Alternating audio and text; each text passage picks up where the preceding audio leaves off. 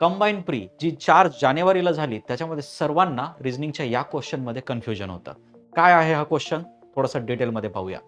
बघा, कपलला कोड केलं होतं 3, 12, 6, 11, 12, 5 म्हणून.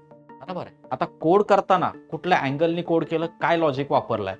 जर कोड A to M मध्ये असेल तर त्याला ॲज इट इज कोड केलाय आणि जर कोड Z टू N मध्ये असेल तर अल्फाबेट Z टू N मध्ये असेल तर त्याला त्याच्या अपोजिट लेटरनी त्या अल्फाबेटिकल पोझिशननी कोड केलाय.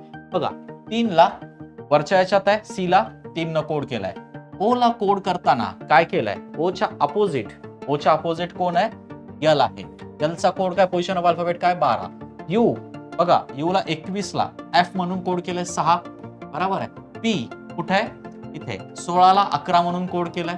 अपोजिट लेटरला कोड केलाय. याला ॲज इट इज 12 म्हणून कोड केलाय तर E ला 5 म्हणून कोड केलाय. तर आपल्याला कोड काढायचा होता DOUGST चा. बरोबर आहे. D चा कोड ॲज इट इज राहील 4. O चा कोड काय होईल? O चा कोड 12 होईल. U चा कोड काय होईल? 6 होईल. बरोबर आहे. G चा कोड ॲज इट इज राहील.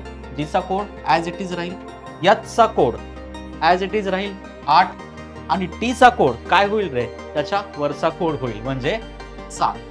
बरोबर. इथं खूप साऱ्या मुलांनी काय केलं की इथं E ला 5 दिसतंय तर T ला किती असेल? 20 असेल म्हणून या ऑप्शनला टिक केलं, पण हे ऑप्शन आहे चुकीचं. ऑप्शन 4 याचं बरोबर आन्सर आहे.